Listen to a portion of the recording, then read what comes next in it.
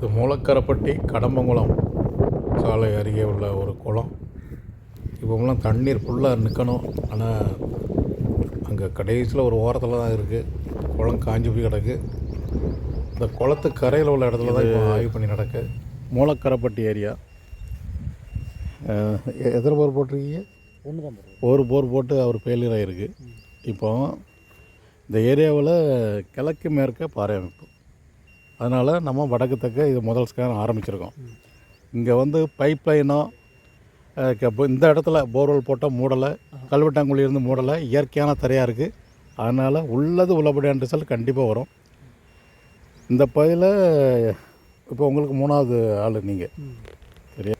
ஏற்கனவே அவர் வெளியூருக்காரரு. அவர் தோட்டத்துக்கு நேராக கிழக்கு இருக்குது. அவருக்கு பார்த்து தண்ணி வந்த பிறகு இப்போ தண்ணி வந்துச்சு. இவர் நம்ம இது ஃபேஸ்புக் இதில் பார்த்துட்டு தான் கூப்பிட்ருக்காங்க. இவங்களுக்கும் இப்படி உள்ள அந்த தன் தரையான இடத்துல பார்க்கும்போது அவங்களுக்கும் நல்ல தண்ணி ஏறக்குறைய அவங்களுக்கு பிடிச்சி கொடுத்த பாருங்க, ஏறக்குறைய அதே மாதிரி தரேன்னு நினைக்கிறேன். வாங்க பிரதர், சொல்லுங்கள் உங்களுடைய அனுபவத்தை. இப்போ உங்கள் தோட்டத்துக்கு கிழக்கு ஒரு ஆளுக்கு பார்த்து கொடுத்தோம்ல, அவருக்கும் ஓடிக்கிட்டு இருக்குல்ல, உங்களுக்கும் பார்த்ததுனால அவருக்கு ஒன்றும் குறையிலையே? குறையில்லை. சரி, இந்த டெக்னாலஜி என்னென்னு புரிஞ்சுக்காங்க. கீழே பைப் லைன் இருந்தால் நமக்கு தவறான ரிப்போர்ட் வந்துடும். ஏன்னா பைப் லைன் இருந்தால் கண்டிப்பாக என்கிட்ட தெரியப்படுத்திடுங்க. இது ஆதி காலத்தில் போட்ட பைப்பு அதுன்னு சொல்லி என்கிட்ட மறைச்சிடாதீங்க. இது தன் தரையான இடத்துல இல்லை. இப்போ கோயம்புத்தூர் அங்கே உள்ள பைப் லைன் இல்லாத இடமே இல்லை. அதான் கேட்டேன். சரி சரி. அதாவது விஞ்ஞான முறைப்படி நீங்கள் எல்லாத்தையும் அப்ரோச் பண்ணால் அந்த வெற்றி சதவீதம் கண்டிப்பாக அதிகமாக இருக்கும். புரிஞ்சுக்கிட்டீங்களா? அதாவது கண்ணை மூடிட்டு கல்லெறிஞ்சி ஏதாவது 1-2 பழம் விழுறதுக்கும் குறி வச்சு அடிக்கிறதுக்கும் வித்தியாசம் இருக்குது. சரியா? இது வந்து குறி வச்சு அடிக்கக்கூடியது. தவறு நடக்கக்கூடிய காரணங்கள் வந்து பைப் லைன் இந்த பக்கம் ஒரு 30-60 அடிக்குள்ளேயோ, இந்த பக்கம் 30-60 அடிக்குள்ளேயோ பைப் லைன் இருந்தால் மட்டும்தான் தப்பு நடக்கும். மற்றபடி அது கரெக்டான ரிசல்ட் கொடுக்கும். அது பூமிக்கு கீழே என்ன இருக்குது அதை ஸ்கேன் பண்ணுது தம்பி. இதனுடைய டிசைன் வந்து என்னென்னா, பூமிக்கு கீழே வாட்டர் பாடி இருக்கா காட்டி கொடுத்துரும். நீங்கள் 2 அடி 3 அடியில் கிடக்கிற தண்ணி தான் நினச்சிடக்கூடாது. அதை ஆழத்தில் இருக்கும்போது நம்மளை ஏமாற்றிடும். 2-3 இடத்துல அதை அப்படி நானே ஏமாந்துருக்கேன். அதனால் அந்த விஷயத்தில் கவனமாக இருங்க. நீங்கள் வாங்கி உங்கள் கைவசம் எத்தனை வருஷமாக இருக்குது இந்த இடம்? பரம்பரை இது, அதனால் ஒன்றும் பிரச்சனை இல்லை. கண்டிப்பாக பைப் லைன் இருக்காது. சரி, இதில் இந்த குளத்துக்கு பேர் என்ன பேர்? இந்த குளம் இருக்குது உங்களுக்கு ஒரு பெரிய ப்ளஸ் பாயிண்ட். ஏன்னா ரீசார்ஜிங் ஃபேக்டர்னு சொல்லக்கூடிய உங்களுக்கு ஒரு சப்ளையர் அவங்க என்ன நிலத்தடி நீர் சப்ளையர் இந்த குளம். பாறை அமைப்பு மட்டும் நல்லா ஃபேவரபுளாக இருந்துச்சுன்னு வைங்களேன், தண்ணி நல்லா வந்துடும்.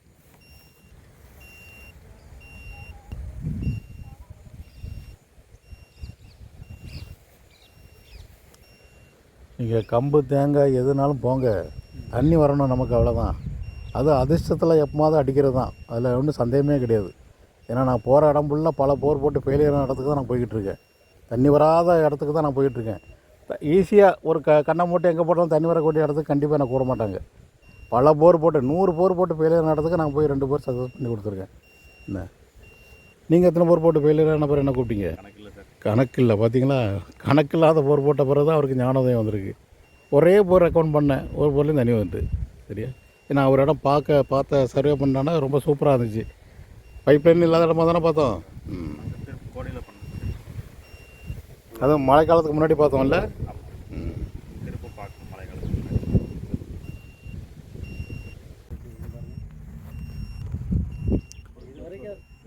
இது முதல் ஸ்கேன் முடிஞ்சுது. இது 2வது ஸ்கேனு. அதே 45 மீட்டர் லென்த்து 125 மீட்டர் ஆழத்துக்கு ஸ்கேன் நடந்துகிட்ருக்கு. முதல் ஸ்கேனில் 28 மீட்டருங்கிற டிஸ்டன்ஸில் ஒரு இடம் அடையாளம் வச்சுருக்கோம். அது வந்து 40 to 80 அடி ஆழம் அல்லது 100 அடி ஆழத்துக்குள்ளே கிடைக்கக்கூடிய ஒரு ஈரப்பதம் தான். அது கீழே ஃபுல்லாக கருங்கல் பாறை, கடினப்பாறை. இங்கே இந்த லைனில் ஒரு இடம் அடையாளம் வச்சுருக்காங்க.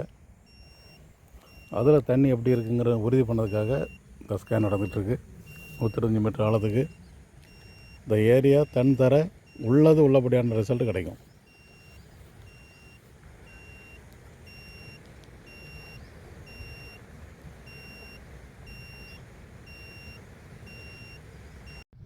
மூலக்கரைப்பட்டி முதல் ஸ்கேன் ரிப்போர்ட்டு ஈரப்பதம் 80 அடிக்குள்ளே. இது 2வது ஸ்கேன் ரிப்போர்ட்டு 80 மீட்டர் ஆழத்துக்குள்ளே சுமாரான ஒரு பாறை முறிவு. இன்று மதியம் 2வதாக ஆய்வு பண்ணிட்டு வந்திருக்கிறோம். திருநெல்வேலி பேட்டை கண்டியப்பேரி. இதில் இன்றைக்கி காலையில் தான் பொருள் போட்டிருக்காங்க. அதான் வழக்கம் போல் அந்த ஈசான மூலை அதில் 190 அடி ஆழம் பொருள் போட்டு கிளியராக இருக்குது. 35 அடி ஆழம் கேட்சிங் இறங்கிட்டாங்க. இதுக்கு பக்கத்தில் தான் இந்த ரோட்டுக்கு உடனே கண்டியப்பேரி குளம் இருக்குது. ஸோ இதில் ஒரு 15 அடி மட்டும் இவங்க கேட்சிங் போய் இறக்கியிருந்தால் கூட அந்த போர்வெல்லில் ஒரு ஈரப்பாசையாவது வந்திருக்கும், தண்ணி ஓடி இருக்கும். இதில் ஒரே ஒரு ஸ்கேன் தான் எடுக்க வாய்ப்பு. ஒரு ஸ்கேன் தான் ஆய்வு பண்ணி நடந்துகிட்ருக்கு. இது ஒரே ஒரு ஸ்கேன் தான். 125 மீட்டர் ஆழத்துக்கு இந்த ஸ்கேன் நடந்துகிட்ருக்கு.